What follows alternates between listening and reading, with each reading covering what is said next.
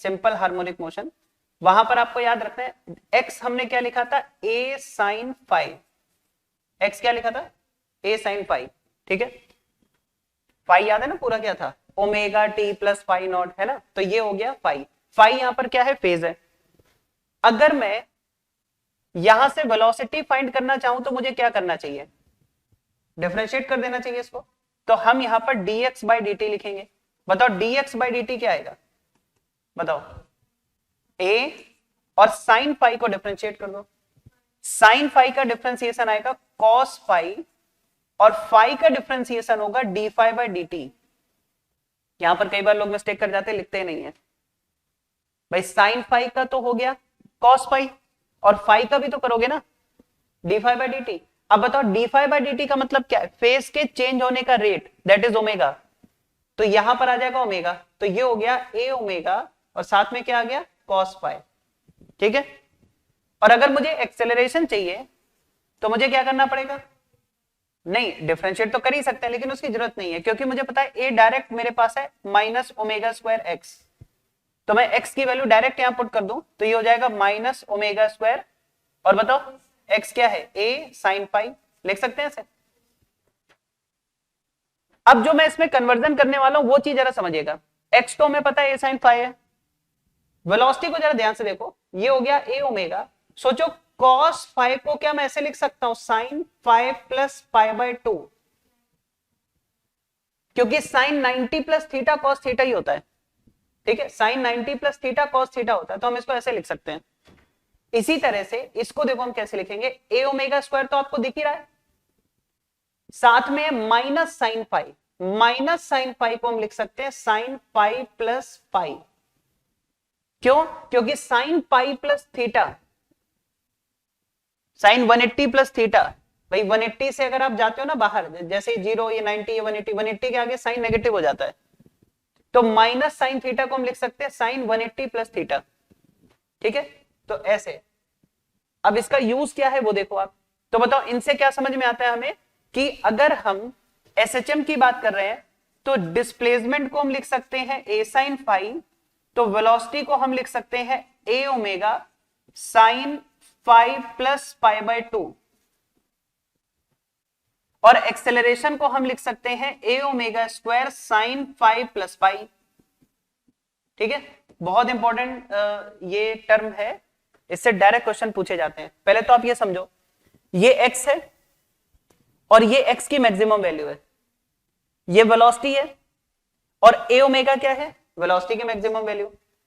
Acceleration a है और acceleration का मैक्सिमम मैग्नीट्यूड क्या हो सकता है, a omega square.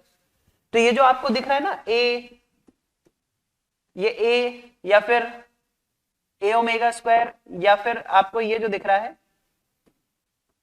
a omega, ये सब क्या है, इनकी मैक्सिमम वैल्यू हो गई। इनसे ज्यादा इंपॉर्टेंट एक और चीज है, वो ये है फेज, जरा समझना।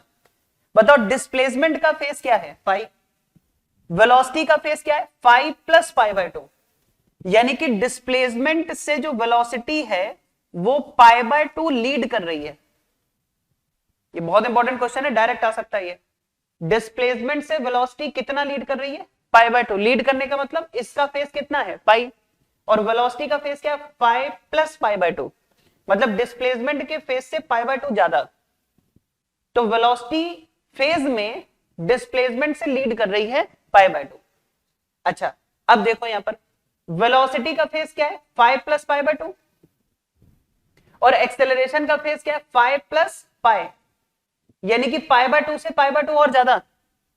भाई ये 90 है, ये 180 है, तो पाई बाय टू और ज्यादा। इसका मतलब ये कि वेलोसिटी से acceleration pi by to lead कर रहा है। पकड़ पा रहे हैं बात?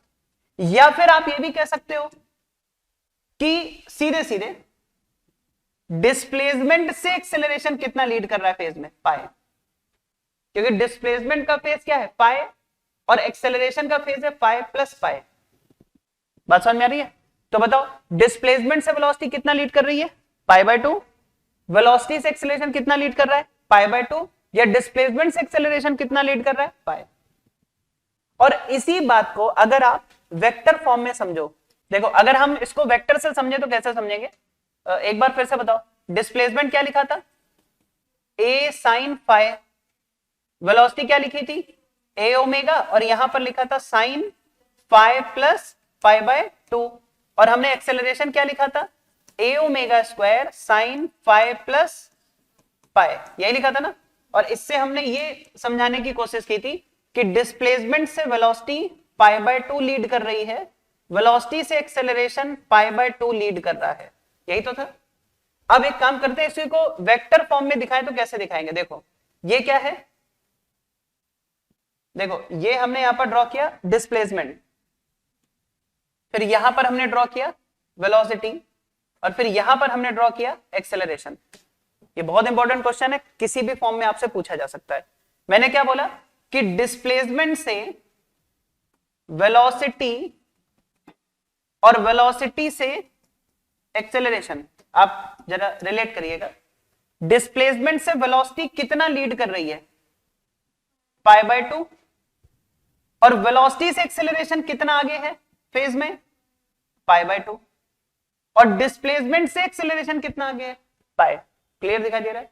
इसी के साथ साथ डिस्प्लेसमेंट की मैक्सिमम वैल्यू क्या है ए, वेलोसिटी की मैक्सिमम वैल्यू क्या है ए ओमेगा, और एक्सेलरेशन की मैक्सिमम वैल्यू क्या है ए ओमेगा स्क्वायर। तो ये छोटी छोटी बातें आपको पता होनी चाहिए, ठीक है।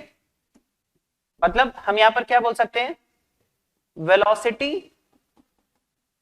Leeds displacement by phase π/2 radian, सही है।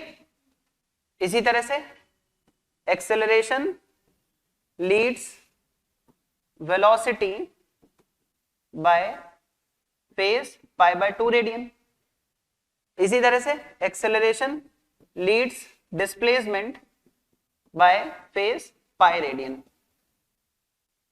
तो ये छोटी छोटी बातें हैं, ये अगर पता होंगी डायरेक्ट क्वेश्चन इस पर पूछे जाते हैं, ठीक है। तो एक तो इन सबकी मैक्सिमम वैल्यू आपको पता होनी चाहिए, दूसरा फेज में डिफरेंस। देख लो एक बार, आप नोट कर लो।